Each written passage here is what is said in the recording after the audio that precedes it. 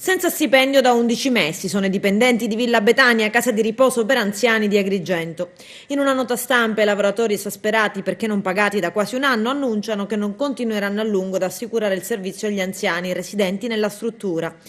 e declinano ogni responsabilità sul comune di Porto Empedocle ed in capo al sindaco Ida Carmina. Una diffida che coinvolge non solo la città marinara, da cui Villa Betania avanza il credito maggiore circa 430.000 euro, ma anche Agrigento che ha un contenzioso con la casa di riposo perché dal 2017 non paga più la quota sanitaria che invece secondo Villa Betania sarebbe dovuta. Intanto i lavoratori sono pronti a consegnare le chiavi dell'istituto al prefetto di Agrigento Nicola Diomede ed ancora spiegano che dopo le rassicurazioni ricevute durante lo scorso incontro in prefettura l'avvertenza non è andata avanti e che l'astenersi da andare a lavorare comporterebbe gravi ripercussioni agli anziani utenti. Ritardi ed inadempienze hanno ridotto Villa Betania ad una struttura a grave rischio di chiusura, lo affermano i consiglieri comunali di Agrigento, di Forza Italia Giorgia Iacolino e Salvatore Falzone, i quali poi aggiungono il quadro è allarmante con stipendi non pagati ai dipendenti da quasi un anno e fornitori inferociti a causa dell'indifferenza delle istituzioni preposte con snervanti tempi di pagamento. Iacolino e Falzone chiedono che il prefetto Nicola Diomede si faccia carico